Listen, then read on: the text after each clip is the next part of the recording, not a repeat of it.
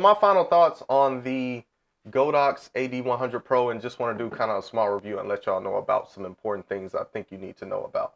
Have my notes so I won't forget. So the first thing, you get 100 watts with this light, which is not a lot. So that's something to keep in mind depending on what type of situations you're going to be using this strobe. And if you may need more power, you do not get a lot of power with this strobe.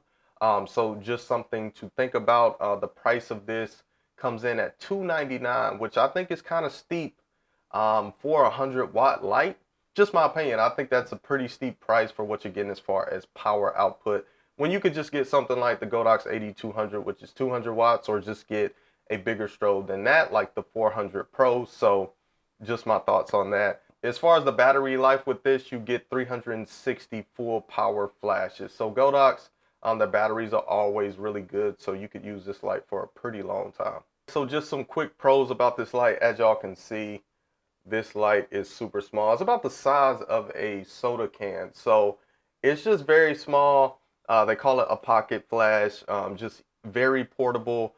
Something that won't take up a lot of space. And I like that when using flash gear, because you can start carrying too much stuff, having big modifiers, big strobes. It could just be a lot of stuff to lug around. So it is convenient that with this light, it's not very big. Now you do take the hit as far as the power output with this light, but I do like that it's super small. I mean, look at that, y'all.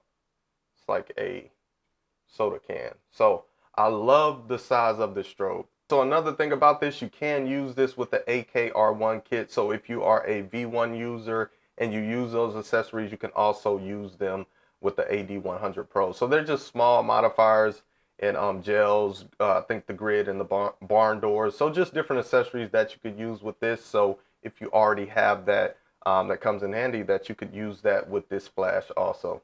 Also with this 100 Pro, you get the modeling lamp feature. Now that's not a big deal to everybody. It depends on what you're going to be shooting and if you think that will be something that you need. I found with the modeling lamps, it's not something that I necessarily need, but they do come in handy with certain situations. Like if you're shooting at night, maybe you're having trouble focusing and you're trying to put that light on the subject, or if you're using it just to kind of see already how the light is going to be exposed on your subject versus having to actually fire off a flash. So that's when a modeling lamp can come in handy, but I know a lot of people don't really care about it or need it. So let's talk about some cons now. So like I was saying, this is a 100-watt light, so it's not very strong. So if you're going to be shooting high-speed sync and shooting in very bright conditions, this light just isn't going to cut it. And if you want to use it in those situations, you're going to have to keep this light very close to your subject because it's not a lot of power. So when you mix that on top of using high-speed sync, which cuts down your power,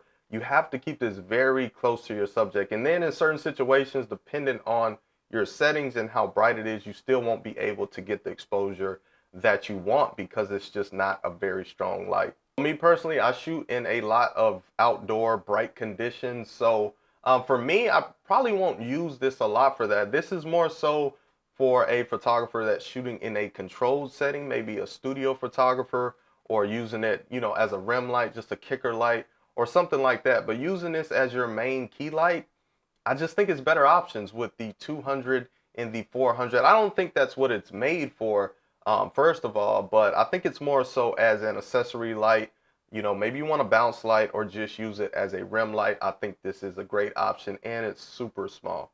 And also, like I mentioned earlier, you can get this for the same price as a 200. So something that may cross your mind is this worth getting when I could just get the 200 and I can get more power and have more versatility with the 200 versus just getting the AD100 Pro. So something else to think about. All right, so my final thoughts. I think this is a solid light. Maybe you're a beginner and you're trying to get into strobes, or maybe you're a V1 user and you want to step above that. I think this is a good option. It is kind of pricey when you could just get a AD200, but you could use this in a lot of situations. Like I said, in a controlled situation, as a rim light, just an accessory light, or maybe you need this to just bounce light in a situation. I think this is a good option.